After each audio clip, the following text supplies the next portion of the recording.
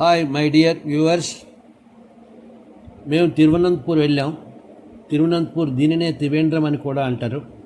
ఇది Kerala state capital కూడా. తిరువనంతపూర్లో అనంత పద్మనాభ స్వామి ఆలయం ఉంది.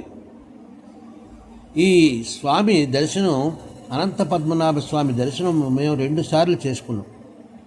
మేము తిరువనంతపురం వెళ్ళిన రోజు సాయంత్రం ఒకసారి, మరియు మరుసటి రోజు తెల్లవారు జామున 5 గంటల దర్శనం ఒకసారి.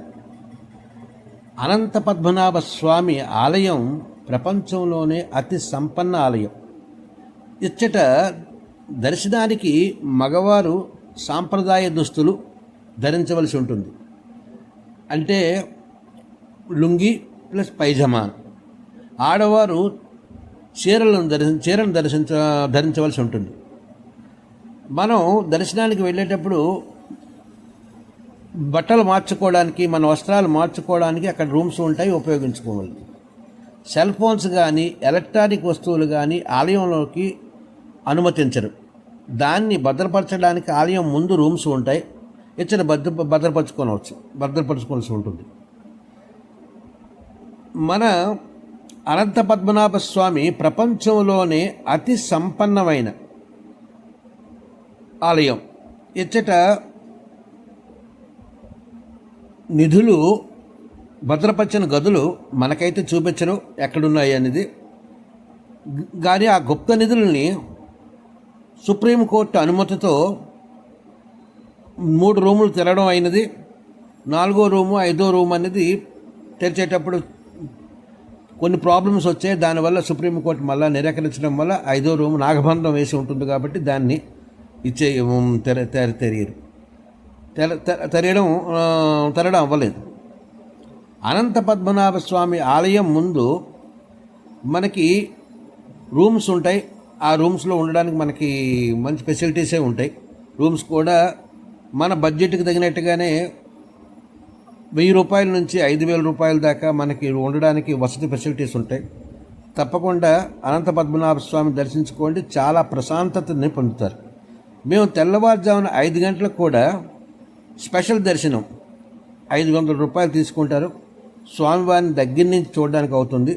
తెల్లవారుజామున 5 గంటలకు స్పెషల్ దర్శనం కూడా మేము చేసుకోవడం జరిగింది. మా వ్యూవర్స్ అందరూ ఈ అనంత పద్మనాభ స్వామి ఆలయం తప్పక దర్శిస్తారని నేను కోరుకుంటున్నాను.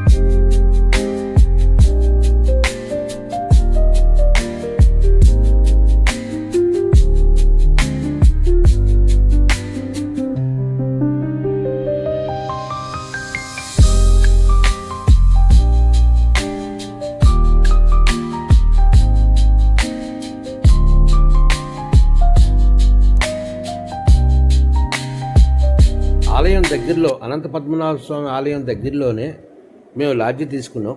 లాడ్జీ కూడా చాలా బాగుంది. ఇక్కడి నుంచి మేము ఆలయానికి just matter of only 500 metres distance ఉంటుంది. మంచి లాడ్జీ.